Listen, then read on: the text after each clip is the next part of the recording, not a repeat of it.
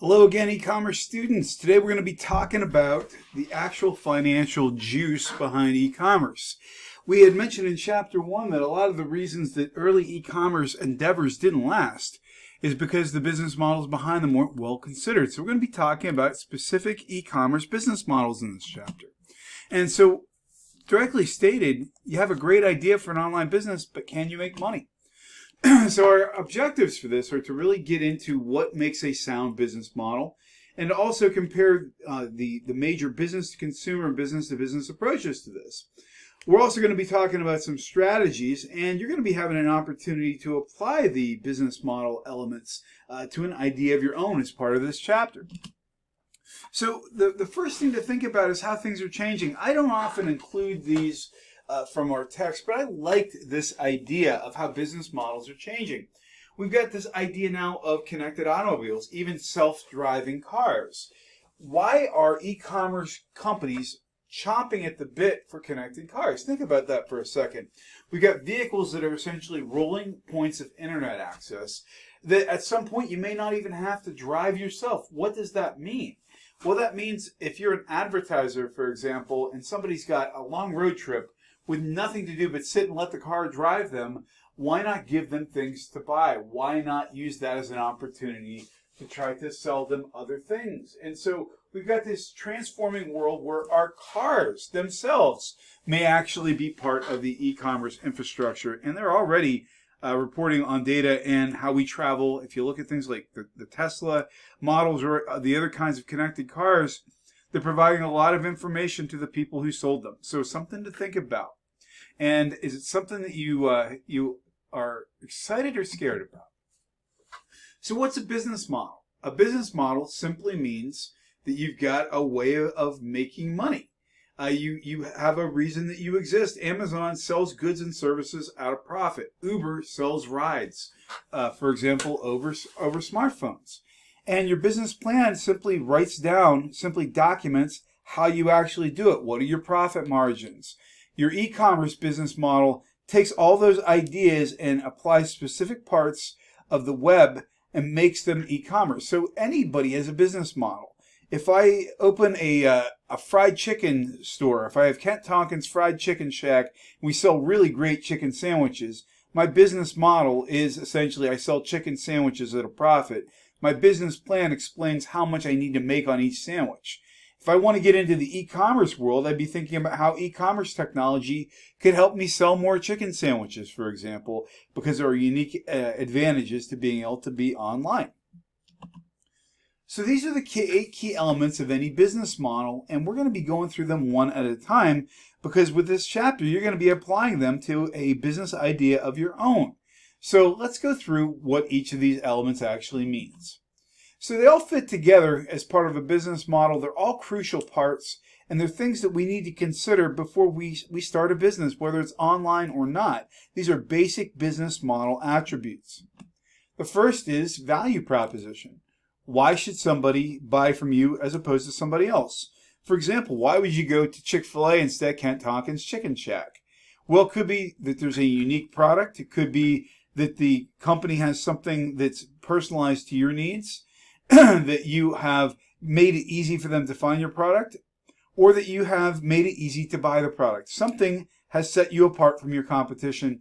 Why should customers buy from you and not your competition? Revenue is strictly how you make money. So in the most fundamental business model, I buy things at one price and charge more when I sell them. Some of the emerging e-commerce business models are things like what we call the freemium strategy, which means, for example, you can get a free version of Spotify, but it might spur people into paying for the premium version. And there's lots of other ways that our text describes on this, but essentially, transaction fees and freemium models are some of the quickest emerging ways of making money online. So a transaction fee simply means I am facilitating a transaction. For example, if I'm eBay and I'm charging a fee for connecting the customer and their product. What about the market opportunity? Is there a room for you in the market? Is there room for you in the market? For example, you could be creating new athletic sneakers. Well, you've got a crowded market space with people like Nike and companies like Adidas, for example. When Uber came into prominence, there were no other ride-sharing companies out there. So what is your market opportunity? Do you have a specific niche you can occupy? Who else are your competitors? So market opportunity and competitive environment are similar, but different. So the competitive environment simply means, okay, you saw that you had a market opportunity, that there is room for another competitor, but who are your competitors? Who are you up against? If you want to be in a company that sells everything to everyone like Amazon, you've got some pretty stiff competition. There might be room in other industries that's less competitive. And so you're going to be thinking how you're going to compete. Are you going to compete on price? Are you going to compete on other things? So your competitive environment. What is your competitive advantage? What do you do better? Again, very similar to some of our earlier concepts, but really it comes down to what is going to make you succeed.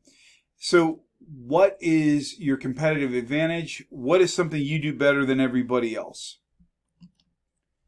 Your market strategy means how are you going to reach people? Are you going to spend money on big TV ads? Are you going to learn customers where they are through things like analytics? Are you going to use artificial intelligence? Are you going to use email marketing? How are you going to reach people to tell them about your product or service? Your organizational development, how does your firm actually function? You know, we're going to be talking in a minute about drop shipping and the idea that it seems like something that everybody thinks would be super easy to do, when in reality there's a lot of organizational development. So specifically, what actions need to take place for you to deliver on what you say that you're going to do? If you're Amazon, you need warehouses, you need shipping, you need ways of dealing with logistics. If you're Kent Tonkin's Chicken Shack, it's considerably simpler, but you still need to have organizational mechanisms. And then your management team. Who do you need on your company to make it successful? I would argue if you're in the services industry, for example, in addition to marketing folks, in addition to folks who actually can do the work of your company, you probably need things like accountants and lawyers. Especially if you get into the idea of intellectual property these days, that's a very tough thing to control. So who do you need working for your company to make it a success? Let's apply some of these concepts when it comes to the world of drop shipping. And drop shipping is one of those things that's been promoted as kind of easy money. Everybody thinks that drop shipping, the idea that you're going to be able to just connect a customer with a supplier in China or Vietnam and make money, it sounds really tempting. In reality, people want customer service. In reality, people want a phone number to be able to call. If you go to organizational development, for example, who is on your company helping you understand the culture you're buying from? What is your value proposition? If you've got a ton of different people who are shipping products from China, for example, to customers here in the United States, why would they buy from you? What is your ability to compete? And finally, if we look at things like organizational development, how do you have any kind of control over what's happening on the ground where your product is being produced? And that's something we're going to be talking about this week in this course in the assignments as well.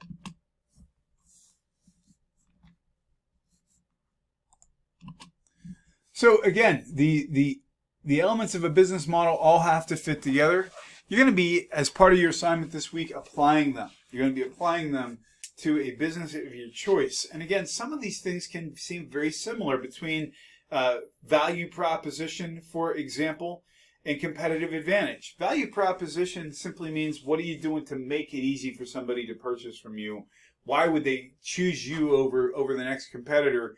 Your competitive advantage is specifically, what do you do better? For example, Amazon has a value proposition that they sell everything to everyone, but their true competitive advantage is that they are completely and utterly customer focused. So that would give you an example. And again, your competitive environment means who are you up against in your particular industry. So what about raising capital? It's very famously been known that Jeff Bezos, for example, did not borrow money from the banks when he started Amazon. He borrowed it from his family. And FYI, Jeff Bezos was not a rags to riches story. He came from a pretty wealthy family. So you have to have money to start somewhere. And when we get into the world of venture capital, you need to be able to explain very quickly to somebody what your company is about and why they should invest. And we call that knowing how to do an elevator pitch. These are all places where you can get funding. For example, we have business incubators, low interest loans, small business development centers, for example. In periods like we're in right now here in 2024 with high interest rates, bank financing may not be ideal simply because we've been at the federal level trying to put the brakes on inflation. You may have a better chance of doing things like crowdfunding. And we're going to be talking more about something called the Jobs Act, which is making it easier for people to invest in crowdfunding ventures. For example, really interesting way of raising capital. I don't know if anybody here has ever participated in crowdfunding, but I think it's something that more people can think about in a different way. We think about things like GoFundMe. Yes, somebody had a tragedy in their family, and it's a very easy way to set up so people can contribute to a worthy cause. Crowdfunding at a commercial level really doesn't work that way. Crowdfunding is the idea of giving people a chance to be a part of a commercial endeavor for something they already want. Let me give you an example. This is one I enjoy talking about because, again, as I mentioned in the last lecture, I'm kind of a geek. If you walk into my office here at St. Francis, it's full of action figures and geek stuff and things that probably 50-year-old men should not have around them all the time anymore, but I am proud to be a geek. There was a comic book that came out in the 1990s, and the comic book was called Spawn. It was really popular with people my generation. Back in 2020, the creator of the comic book came out and said, hey, look, I'd like to make an action figure of this character. If you'll pay me in advance, we can raise enough funds to do a production run of this action figure. I, along with about 2 million of my friends, also contributed to this crowdfunding campaign. We bought the action figure about a year in advance. It gave the creator the ability to start up a company, get the production operating with no money of his own, and to have a very low-risk way of giving consumers something they already wanted. So it's a great way of giving people something they want without putting yourself at as much financial risk. It is not asking for a handout. It is listening to consumers and making products that they want and are willing to pay for up front. It's a great way for startups to get going. It's not something that you're going to be very successful with if you don't already have a network, but it can be a great way to get low-risk funding into your coffers. So crowdfunding is definitely something that people have misunderstood and continue to misunderstand. So in terms of our business models, again, there are lots of different ways to categorize things, and sometimes a company can be more than one thing. For example, it can be business to business and it can be m-commerce, and we can see that a lot of these business models reappear in both the business to business and business to consumer worlds. So a lot of companies are using multiple models these days. For example, Amazon is a traditional retailer, traditional online retailer in some ways, but they're also a services provider because of things like Amazon Web Service. And this is all changing and transforming because of the ability to use e-commerce. So let's talk about what some of these business models are. We talk about the most fundamental, which is an online retailer, also known as an e-tailer, and essentially is selling stuff at a profit. They have their lineage in the old catalog model, so if we go to completely virtual merchants, people like Amazon, although they are opening up storefronts these days, it's the version of an old mail order catalog, but all online. Bricks and clicks are people, for example, like Target, who can sell online, who also sell in person. Then we have catalog merchants, which are also people who maybe still send out paper catalogs. They still exist, but are selling online as well. And manufacturer direct, yes, you can buy directly from Nike, you can buy directly from Converse right now because of things like e-commerce. And again, you can have more than one kind of business model if you are an online retailer. Then we get into community providers. Essentially, we're talking about social networks now. Social networks are a form of e-commerce in the fact that, yes, they offer a lot of free services, but they're also connecting us with other businesses as well, where we can buy things. And again, why not? TikTok is a great place to post product reviews, and LinkedIn, for example, is a great place for businesses to market to other businesses. And so community providers are one of the new Web 2.0 community models. Then we get to content providers. This is one that would not have happened without expanding web services. The idea, for example, that now we can access lots of streaming video content online. And here's what's really interesting. At the time of recording, Amazon has just announced that their Prime Video is going to be ad-supported now. So, in essence, we got away from the old model of having to watch advertising on television, and now we're sort of going back to it. So, everything old is new again, and we are using, again, advertising to support this stuff. We also got what we refer to as different tiers of subscription. For example, are you paying to get no ads, or are you paying a lower price to deal with ads? For example, if you're using Spotify, Hulu, etc. So it's really interesting, though, in terms of how this stuff is transforming. This was an event that happened last year. Joe Rogan has a podcast that's very popular on Spotify and had made some statements. By the way, what I'm about to say is not to endorse nor indict any particular position on this issue, but just to bring it up as something for consideration. We've got, for example, Joe Rogan had hosted a very popular anti-vaccine person during the COVID pandemic on his show. Neil Young had said that at that point he did not want his music to be on Spotify anymore because he disagreed with Mr. Rogan's position. Ultimately, Spotify had to make a decision on who was staying and who was going, and they chose Joe Rogan. And that decision was based on finances, based on who was listening more to which content.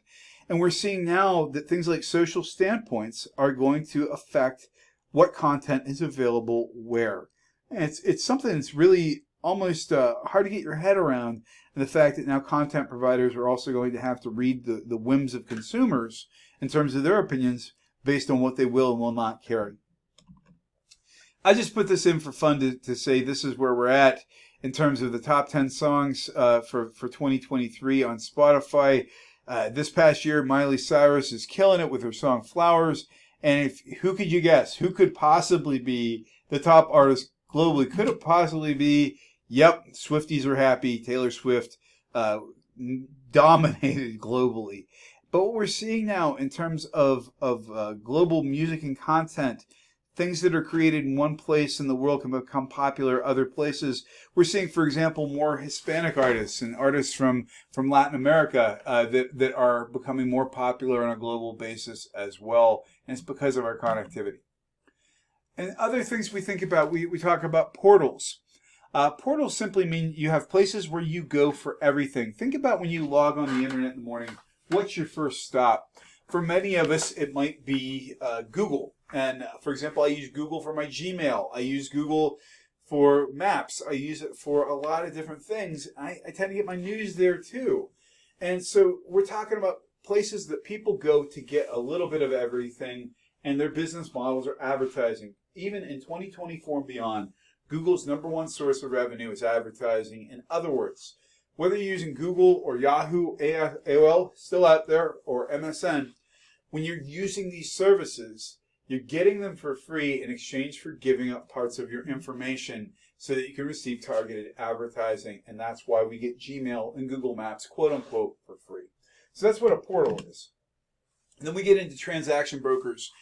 eBay is a popular one to mention here, but we're seeing it more with companies like Orbitz or Travelocity that are connecting travelers with maybe unsold hotel rooms or flights, and they're making money based on the transaction fee. Then we have folks who completely change the market. Now, again, you can be more than one of these. eBay is also a transaction broker, but they were a market creator. Nobody was doing online auctions before eBay. And I think that we think about companies like Uber. They created a new idea with ride sharing simply because of the need, because taxi services were so terrible. And so sometimes you can create something that is so unique and so different that you create your own market. And that's an example of one of those types of scenarios. And then we have companies that are service providers. Again, you can be more than one kind of business model. You can have more than one kind of business model. Google is a portal, but they're also a services provider because they give us things like Gmail and they give us things like Google Maps. And again, these companies primarily make their money based on getting information from us to sell to advertisers. And we get down to things, it's pretty crazy. With all of us using map services and location services right now, a lot of the digital billboards you're seeing out in public are changing what is on them based on scans regionally of the phones in people's cars. So we call that geofencing, and it is why service providers are providing such useful information to other advertisers. And that gets us to our next part. We're going to be talking about business to business. Again, remember, business to business e-commerce is about 8 times larger than business to consumer. And so we're going to be covering these pretty quickly, not because they're not important, but because the emphasis of the class is more on business to consumer e-commerce. So e-distributors, again, if we go back to the roots of e-commerce, the idea of being able to buy parts and supplies very quickly online. Why should I be looking through a paper catalog and calling somebody on the phone when I can automate the supplies I know that I'm going to need and buy supplies? Grainger is an industry supplier for things like plumbing and electronics, electrical supplies for contractors, for example. It's a great example of an e-distributor. Then we got e-procurement, and that means we've got companies that help us keep our companies operating with the things we need. For example, I need toner for my copier. I need paper. I need pens. I might even need HR services, and e-procurement companies essentially are business outsourcing for those kinds of things. And Ariba is listed by our text, but even things like Staples or Office Max, for example, will provide those kinds of services. Then we get to exchanges, and that means, are there places where I can go and buy massive amounts of supplies in a competitive environment? Now, exchanges, for example, if I make cars, I might need to buy large amounts of aluminum or steel or powdered metals. And it was really one of those concepts that business to business was very optimistic about when this started off in the 80s and 90s. And the price competition has gotten so fierce that a lot of companies have just said, we can't do this. We can't compete on price in this manner. And so the idea of business to business exchanges, they're still out there, but there's not as many as they used to do. In fact, more companies in 2020 and beyond, since the pandemic, are looking for ways to build long-term relationships with companies, with other companies and suppliers. That's not to say price isn't important, but sometimes it's not the only consideration. Having somebody who'll be there for you when you need them is also important. And then we get into industry consortia, and that means, for example, there are some industries that are so specialized that you really have to go through a gatekeeper to be a part of it. And we've got very specific, very powerful purchasing types of things that happen. To put this kind of into a context, for example, the airline industry has very specific parts and very specific supplies that it needs, and more vertical integration. In other words, companies that build very reliant relationships on other companies tend to stay with them. And so industry consortium is kind of one of the reasons too that some of the marketplaces are going by the wayside now in terms of industry bidding for supplies and whatnot. So the exchanges have gone away and more people are relying on consortiums because your business has to run even if you have to pay a little bit more for it. Well, how does this work? We've got a lot of private networks now, and what we're talking about is companies that aren't just relying on internet connectivity, but using the internet to build large-scale networks. For example, Walmart maintains one of the largest private industrial networks in the world, and essentially, if you want to do business with Walmart, you have to get onto their network and deal with their system to be part of their supply chain. And so that private network is one of the things that makes it happen. When we get into chapters on infrastructure and security, you're going to hear more about things like VPNs as well, which is essentially creating paths through the internet that look like part of your network. And then we get into how this stuff changes business. Essentially, what it really comes down to is making business move more quickly, removing things that slow down business. The best example I could think of is the idea that if we have a regular ongoing relationship with a supplier, why don't we just have automated ordering? Why do we have to do manual ordering? Why don't we connect our systems with data exchange types of standards? And why can't we just order back and forth? So e-commerce has sped up supply chains. It's sped up the idea of being able to predictively order supplies because you knew last year what your production looked like, and based on last year's numbers and today's demographics, you were able to predict what supplies you might need. Then we get into what we refer to as an industry value chain, and that simply means how do we go from raw materials to products in a customer's hand? How has e-commerce sped that up? And again, it comes down to how we are interacting, how quickly we're interacting, and how we are connecting people in ways that automate a lot of the fundamental processes. And AI is going to do even more of that. If we look at industry value chain, for example, we have suppliers who give us raw materials. We have the manufacturers who turn them into something. And then we've got inventory who decides where that is going, and ultimately it's going to retailers and then to customers. And this is a very traditional model in terms of whether you're using e-commerce or not. What we are seeing, however, is that a lot of what's happening between the manufacturer and the customer now can be automated. Let me give you an example. If we go back to the 1990s, by the time Nike had made their latest pair of Air Jordans, it would go to a distributor who would get it out to retailers. When Amazon came in, all of a sudden that distributor was no longer maybe it needed as much when retailers could directly interact with manufacturers. And now we're taking it to the next level that the manufacturer can go straight to the consumer. And if you are vertically integrated, like Amazon is, you might even control your own shipping for this. So again, we got Amazon saying, why can't we just take the finished product directly to the consumer? And companies like Nike are saying we want to do the same thing. So in terms of this entire value chain, what does e-commerce do?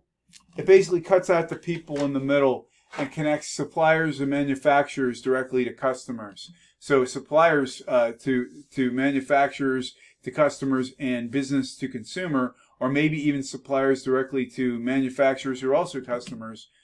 And what do we get in the end is a happy capitalist. So what we're doing essentially is streamlining the whole process. We're making it move more quickly by reducing the amount of manual communications that need to happen. And then we get into within an individual firm itself. The idea of e-commerce helps us move more efficiently within our own companies as well. And so again, if we look how we run a company and how we coordinate, this is interesting when we look at how a company actually operates. Your main purpose, if you're a for-profit company, is to produce a product or service at a profit. And all these other parts need to be part of it. You need to hire people. You need to buy supplies. You need to make sure you're keeping track of the finances. All of these things now can be better coordinated because you've got technology to let you know when you need to hire people and when you need to buy supplies. So internally to a company, we are streamlining processes as well. All of this ultimately produces what we call a firm value web. And that simply means internally and externally, we've got everything networked to a point where what's happening inside our company is coordinated. HR is hiring people when we have greater demand for our product, and we are upskilling when we know our product has changed based on the feedback we got from the market. And all this is helping us respond more quickly to what the market wants from us. And so if we look at how this works, we've got our particular firm and all the folks we're dealing with, whether it's people who are giving us supplies that go directly to our product, whether it's indirect suppliers, people like, who give us office supplies and administrative support, and people who we work with as partners who maybe help us or resell us or recommend us. Ultimately, this gets us better connected to everybody. And what we're going to be talking about a good bit in this chapter is how a CRM, or in this class I should say, a customer relationship management system, affects how we interact with our customers. And our CRMs may not even be people at this point in time. So, when we look at businesses in general, we talked about the elements of a business plan. How do companies choose to compete? Well, you can have a product that nobody else offers, or one that's unique and different. Whether you're Uber or Lyft and you have very limited competition, or you're Chick-fil-A and you make an excellent chicken sandwich, what's your product? Are you going to compete on cost? Are you going to sell cheaper than everybody else? Are you going to have a wider range of services? Things aren't always the cheapest on Amazon, but they sell everything. Are you going to make something that's very focused toward a very niche market where one or two companies could basically supply the demand in the world? Or are you going to make customers love you so much from how much you know them? And again, you can have more than one strategy when you're approaching it. I would argue, if you look at this stuff, Amazon kind of does all of it. And so we're in this period right now where we've experienced a lot of disruption in the late 90s and early 2000s. Well, we're entering a new period of incredible disruption because of things like AI, because of direct customer co-creations with companies, and i.e. I can order custom things from companies targeting niche markets, for example. and we've got this mobile revolution happening at the same time. The final piece of the puzzle, in my opinion, kind of happened in 2020 when there were a lot of people who just were e-commerce holdouts who had no choice. And all of a sudden, things like buying groceries and televisions online and having them delivered to your house seemed to make a lot of sense. So disruption is the name of the game. If you want to look at serious disruption, think about the pandemic. People all of a sudden discovered how easy it was to buy groceries and have them delivered to their homes. Well, you may say to yourself, well, how does that really affect the grocery store negatively, considering, well, people are still buying groceries? That's true. But they're not buying the high markup items at checkout, the Coca-Colas and the candy bars. They're also not walking into a store hungry and buying a lot of impulse buys. So we're tending to do more focused purchasing right now, and that disrupted how that worked as well. So that's a pretty good start to our idea on business models. We're going to continue moving through this fun world of e-commerce, and I'm excited to explore more of it with you. Have a great rest of your day.